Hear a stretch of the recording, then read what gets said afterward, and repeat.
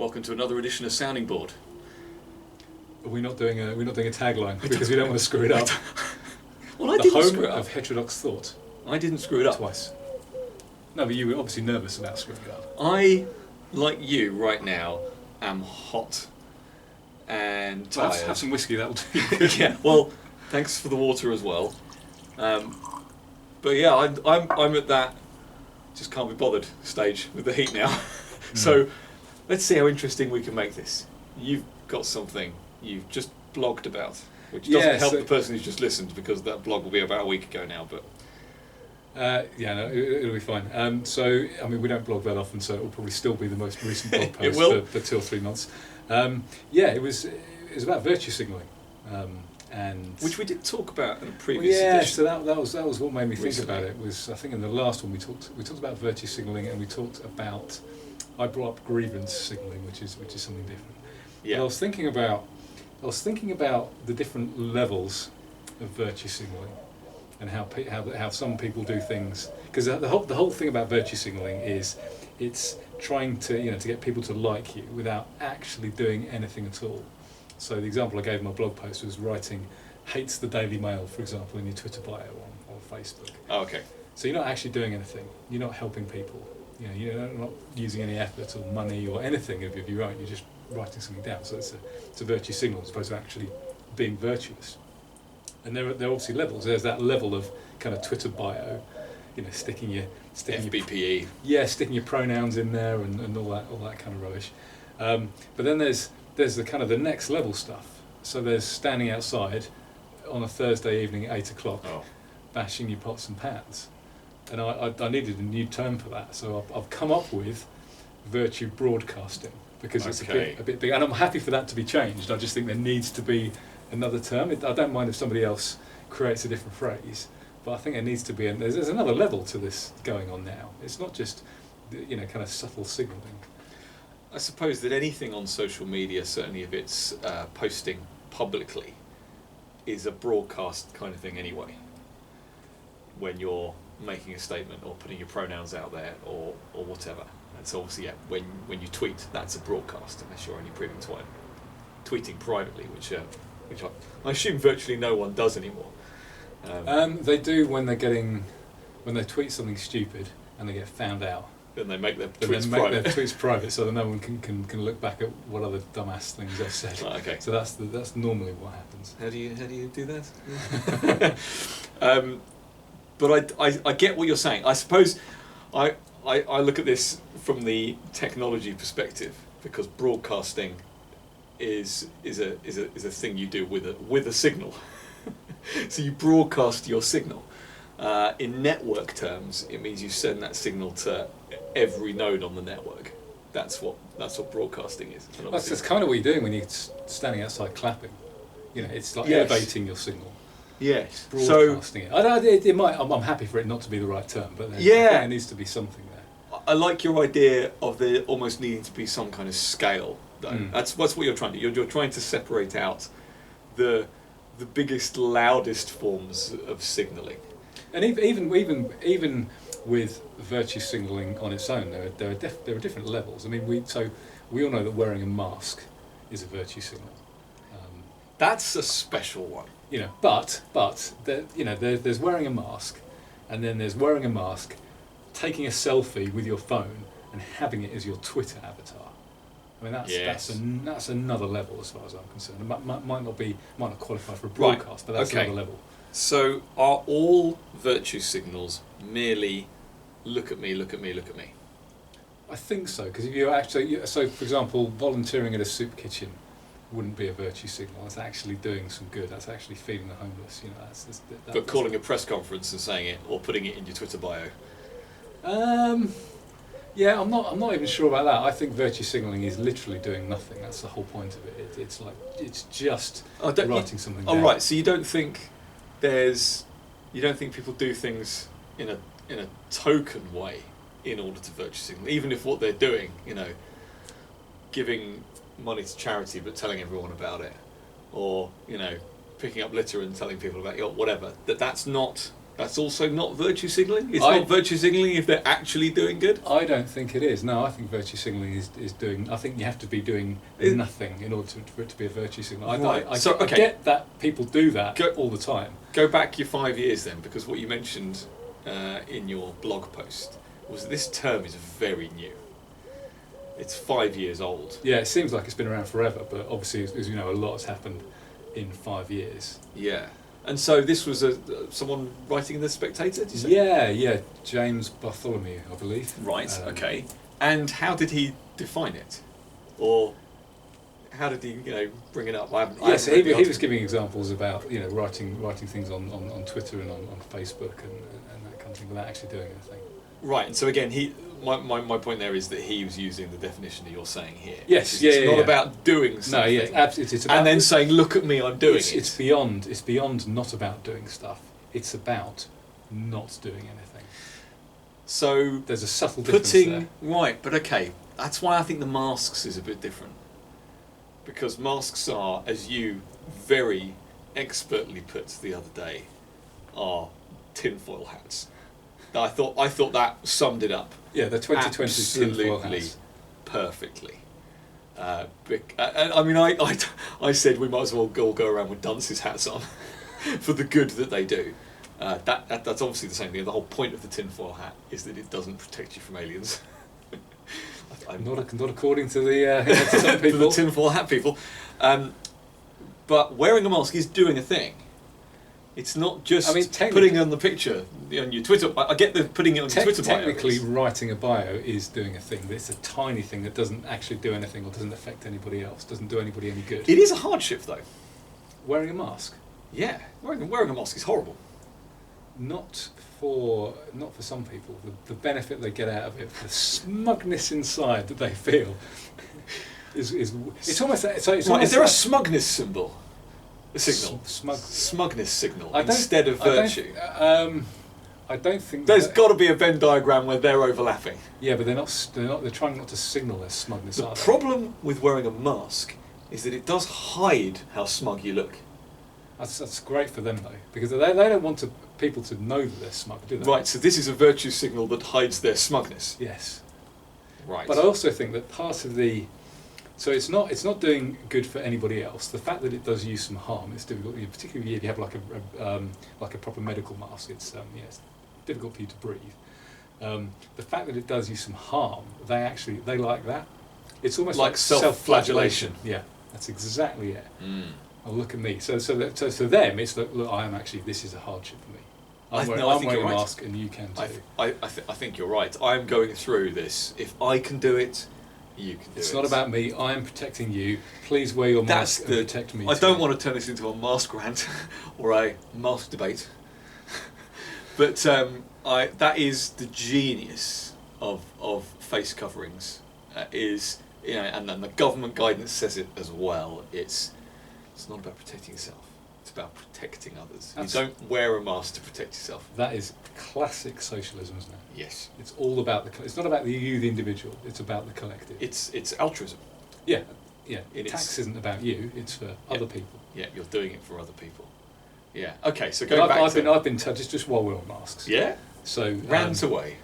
Well, I've been telling people because the whole it's not about me. It's about you. It's like, well, do masks only work one way then? Because I've been telling people, anyone who's been telling me that, I've been saying, well, look, if you're so worried and they only protect one way, then wear two masks and wear the other one inside out on top of the other mask, and then I don't have to wear one, and then you're fine. It's ridiculous. And one other thing as well. So if people do, they probably do this to you as well. But when I'm arguing with these muppets about masks, one of the things they always say is, so why do dentists wear them? Why do doctors wear them?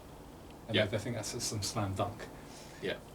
Doctors and dentists do wear them for a legitimate reason, but it's not protecting against viruses. No. It's protecting against bacterial infections. Bacteria is something like 1,000 times bigger than a virus. And these masks actually do protect from bacteria. They're medical grade, they're fitted properly, they use them properly, they're in a clinical setting. And this is the other thing, isn't it? That's why sometimes I go back to saying face coverings as opposed to masks. Mm. But it actually does apply to masks as well, is masks in a community setting with everyday plebs like you and me using them and shoving them in our pocket afterwards and crumpling them up again and all the other things that people do, not washing your hands before and after putting them on. That's what, one of the big reasons why it makes them so ineffective and actually can be counterproductive. Yeah, although you don't want to yield to them. You don't want to yield and say if everybody used proper medical masks properly. Well, not everyone lives in a hospital. No, but if everybody used medical masks properly, they still wouldn't do any good against the virus. Absolutely, because they just get through. The virus is tiny, it's 1,000 times smaller than no, bacteria. I love the. So just tell them just bacterial infections. That's it. Yeah, no, absolutely. So going back to your broadcasting, then, is it just 0 to 100 on your scale, and 100 is broadcasting? Have you? No, I think in my head. I mean, I like that this one had volume to it, the clapping and the banging. Well, yeah. So in my head, I probably should go back to the blog post and perhaps rewrite some of this stuff. But in my head, it's doable. The difference was forcing it upon people. So, like in your Twitter bio, people read it if they want to. Whereas standing outside and bashing your pots and pans, it's very difficult to ignore. You can't ignore it. You're forcing that noise on people. The same way that if you're driving past someone, they've got these huge "We love the NHS" signs everywhere. That's kind of that's virtue broadcasting. Business park. Oh, you showed me the photo. Unbelievable. I decided to take a more circuitous route home, sunny day from the office, and then walked past this area, an area of lawn that's normally very well tended in the business park, and I could just see there was some difference in heights. Like they'd done half a job. Circle. Yeah, exactly. And then I was like, oh no, wait a minute. It's the shape of a heart. Oh no, there's letters on there. Oh God, no! And it was a classic heart with NHS mowed into this lawn. I mean, but we're talking huge. We're talking 30 meters across or something daft. It was actually very skillfully done when you actually looked at it. But I couldn't even. I remember the photo I showed you. I struggled to get it all in one shot. Yeah, and I had to my phone. Look at it. Couple of things. Is that what I think it is? And this is what made me laugh, because you can't see it from the road. Who's going to see it? There's a mound surrounding that bit of grass. So from the main road, you're not going to be able to see it, and you'd have to probably crane your neck, and you wouldn't see it at a glance. It's virtue signalling or broadcasting to people in helicopters and things. It's like this. So I would say that's not virtue broadcasting. That would be virtue signalling to the employees of the company that did it. Yes, I would imagine. Because by the way, I did that. Yeah, look at this. Aren't we a fantastic corporation? We love the NHS. What do you think about what Ben and Jerry's are doing at the moment? You're aware? Yeah. So Cheers. Your health. So they went on a bit of a tweet rant, didn't they? Only a day or so ago. Not their first one. Oh, really? I don't know how ranty the first one was, but this is not their first tweet or tweet thread that has been all about, Black Lives Matter or something related to race or something like that. Really? They've been doing it for, I would say, probably over a month. Okay, because the most things I've seen about it have been people just taking it apart. Yep. Particularly, have you seen Douglas Murray's tweets? No. Right, so no, I have. I saw that earlier. Weed killer. Weed killer in there, and he posted the article about there being do you not think glyphosate or something. Yeah, do you not think you should sort out the weed killer in your ice cream before advising the government on slightly more complex tasks? You see, I find that funny, but at the same time, if they then sort out the weed killer, does that mean they still get to? Well, that's the thing. That's the thing about the masks. I was just saying just now. If you sort out everyone wearing masks properly and give them all medical masks, does that still make it okay? No, so it's a funny retort. Excuse me, but do you? I don't really care what these. I was going to say to you, are you ever going to buy Ben and Jerry's ice cream again? Did you ever? Does a corporation publicly wittering on about something? I mean, they sell white ice cream. Is that gonna go? I mean, so I think I'm just thinking about this. I think I do buy Ben and Jerry's ice cream on occasion. I have done. I think they have the cookie dough one. They have the cookie dough one. They have the one with the bits of white chocolate in as well. It's like Haven't tried that. It says it's like fish or something, but it's just white chocolate. Right. They're delicious. Well, the one I'm thinking of, the cookie dough, which I think is Ben & Jerry's, is amazing. I'm not really an ice cream fan, but it's the big chunks of cookie dough that I like. So, but as a voluntarist, as a libertarian, I'm used to everybody disagreeing with me, and I just automatically assume that everybody else, unless I hear otherwise, every single corporation, every media personality, every politician is going to have completely different opinions from me. So this is not a surprise. Yes. For me, I would have assumed that they're all woke idiots anyway, because most people are. Go woke, go broke. I've seen quite a few examples of that. Doesn't bother me. It's not going to make me buy any more or less of anything, regardless of what its opinion is. I think. Right. Okay. I mean, maybe I would. Maybe I'm more likely to grab a beer in a Spoons because of Tim Martin and Brexit than I am in another pub. So I think it could. Yeah, it could influence people. I don't think it would influence me personally to not buy stuff, but things might influence me to buy stuff. Okay, how about this one? Starbucks supporting, in monetary terms, a charity called Mermaids that basically advocate. I know what you're talking about. It's like puberty blockers for trans kids and all that, isn't it? Exactly. Sure. They even had a mermaid cookie that they sold for a while, which the proceeds of which went to this charity. Does that make you more or less likely to buy from Starbucks? That's beyond having an opinion about something. That's so the if they were tweeting about it, yeah, don't care at all, really.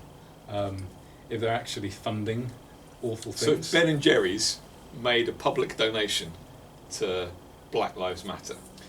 The organisation, so that your ice cream potentially was funding hate. If my cookie dough ice cream was funding communism, then yes, I would be less likely to buy it. I can make an argument that your buying of cookie dough is funding communism, with in terms of tax and and everything else. Yeah, that everything you buy is exactly. So I won't go there.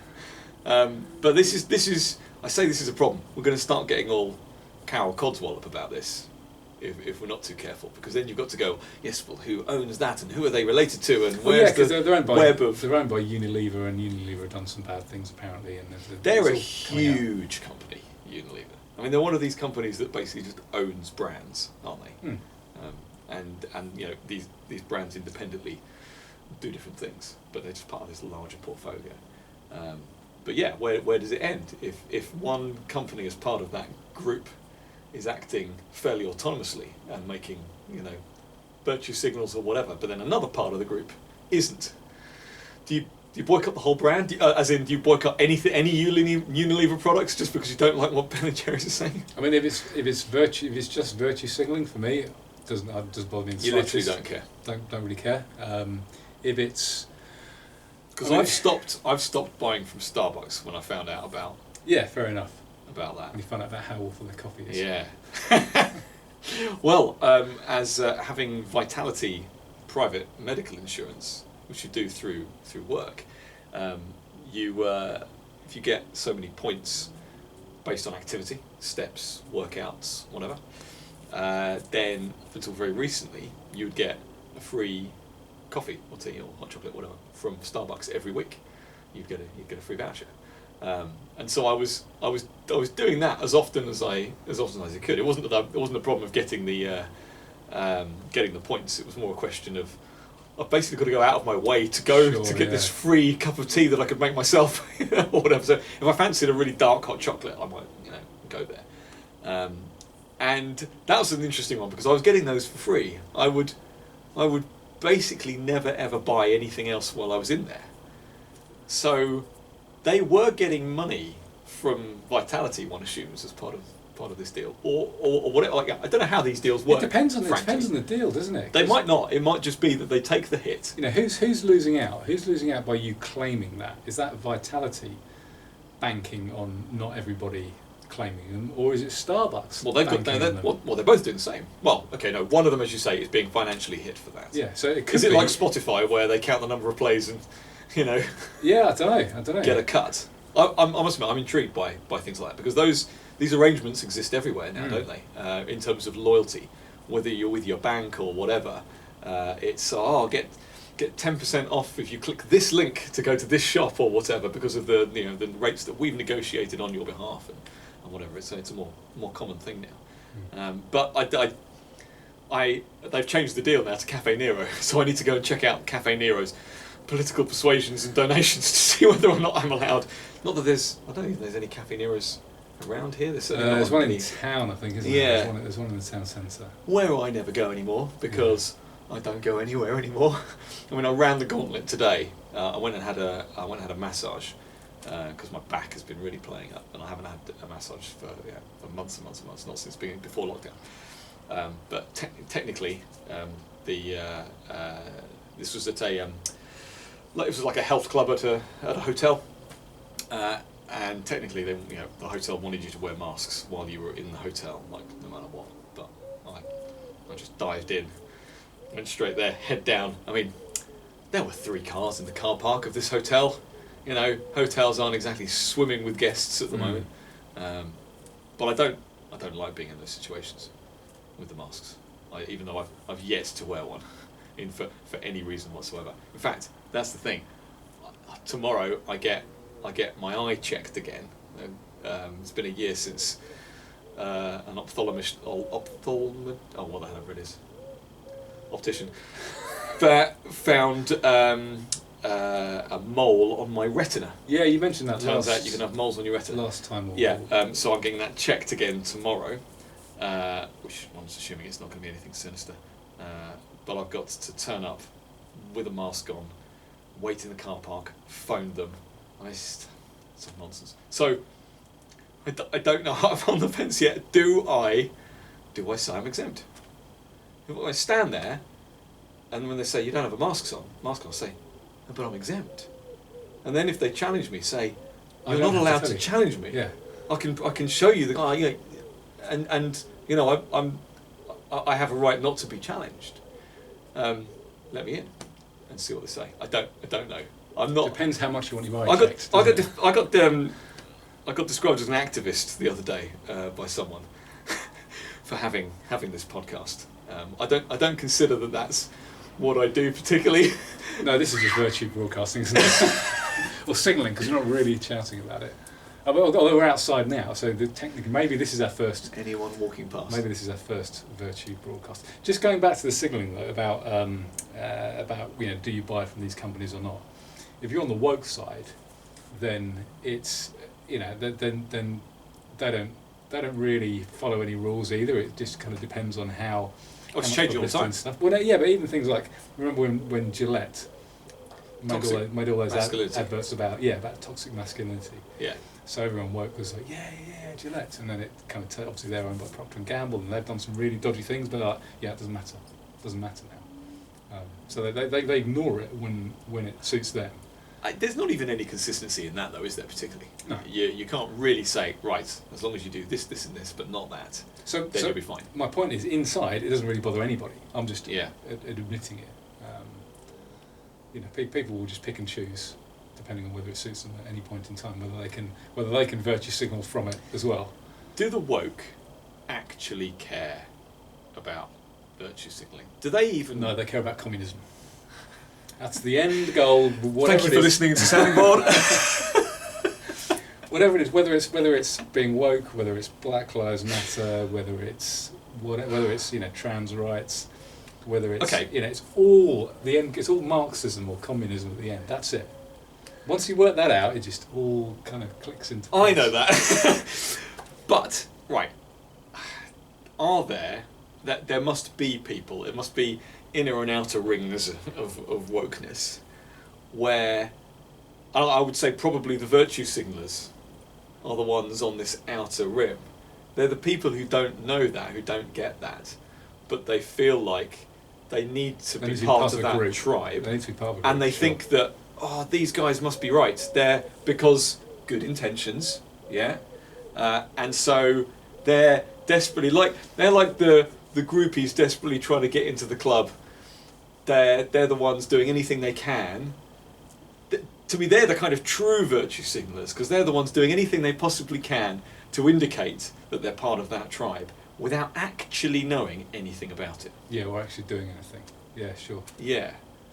So I suppose I wonder what proportion of the woke can you really just reserve woke for the communists in this sense? So he's someone who's so I guess A virtue signaler that has no idea because they're dim and uninformed. So I would class them as being woke. Soft woke. Not hard woke. I like it. There we go. That's what we needed. Because you can have some sound views and some woke views. I think we said before on that podcast we never released because the video was rubbish when we were talking about political spectrums. Yes. There was the woke and then the conservative. I asked you. And you asked me what it should be, and I said it should be sound, the opposite of woke. Yeah. So is a hard. No, right. Okay. So this is a new centre ground between woke and sound. So if you're a hard centrist in that spectrum, then you've got some incredibly sound views and some incredibly woke views. So that doesn't particularly. I doubt if there are many people like that. But certainly hard and soft woke works. I take your point in that you could be woke but not a communist because you're just following the crowd. Yeah, you're just not. You know, your eyes are closed or whatever. But don't you think there's an awful lot of them? Yes, for sure. Yeah. Yeah, we talked before about the kind of the magic number of about 10% of shouty people who that's all it takes to influence people. So it doesn't need a lot of people to move this. Gary Lineker a communist? No. Or is he just a virtue signaler? I think he's a virtue signaler. Yeah. Okay, so this is helping now. We love to define things, don't we? We hate being defined. We love to define things in other people. So he to me is an absolutely brilliant example of this virtue signaler that hasn't actually bothered to do any of the homework about being woke. Just think, well, of course this is a good idea. Well, it's a bandwagon. Let's just jump on it. Jump on the bandwagon.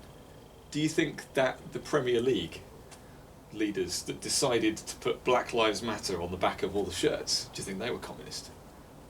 No. How much of this is? I think it's a very small number. Do you put ignorance down to all of the reasons why the media absolutely went for Black Lives Matter in that way? And no, because I think the media would have known, but they were just banking on everyone else not being knowing. morons and not knowing. I agree, but that is different. The media being different in that case Sure. to corporations and things like that. Yeah, for sure. It astounds me always how ignorant. And we've had this conversation before about cock up or conspiracy. That's a spectrum. But how ignorant people are about some of these things. And I kind of get. See, Black Lives Matter is much easier. They wrote most of this stuff down in manifestos and things. Years ago. It was like 2014, 2015. It was Extinction Rebellion, which are Black Lives Matter for climate change, in terms of organisation, because climate change is almost the still communism. The movement. Bear with me. Climate change is almost the movement. I don't even know what else to call it. But Black Lives Matter is a great, brilliant slogan, absolutely genius slogan. But there's obviously an organisation that started it as well, that blocking Heathrow and whatever else. But Extinction Rebellion, terrible name. They don't have anywhere near as good PR as Black Lives Matter. They didn't hijack the lockdown for their own purposes. They didn't seize on some greenie event like Black Lives Matter seized on the killing of George Floyd. But Extinction Rebellion are quite openly Marxist as an organisation. Was it one of us got a book of theirs? Simon, brother number 3, bought me their manual for Christmas. And he bought me a Greta Thunberg. Yeah. But yeah, that was awful, wasn't it? That was that's and it's quite openly. It was like the Communist Manifesto with pictures. Yeah, and not as well written. Yeah. But the climate change movement in general, I would say, hides it reasonably well. You ask the man or woman on the street, or non-binary fluid person, they would not say that specifically the green movement in that sense is communist. Yeah, you've got to do a bit more digging. I think after Extinction Rebellion, people were wising up to the fact that they were actually just communist. And this is what I have liked about those things happening, is that if it lifts the veil, when they start saying system change, not climate change, then that only helps, doesn't it? Only you need to be able to turn around a point. I mean, interestingly, there was a moment after the XR. When were those protests? Was that last year? Now, it wasn't early this year. It wasn't before lockdown, or was it? I mean, they've been doing some silly things like digging up the lawns. Well, they started last year because it was last Christmas and they were all well known. So I wouldn't have been able to get the book as a Christmas present. So obviously they started last year, but they were still doing things because obviously there were the Australian wildfires. When were they jumping on the top of tube trains on DLRs? That was last year, I think, because I was definitely still in London. Yeah, of course. So it would have been. I don't remember them doing it this year. I think what they did this year was the digging up the lawns, wasn't it? Or was that again? I might be merging all the years together. Yeah. Anyway, doesn't matter.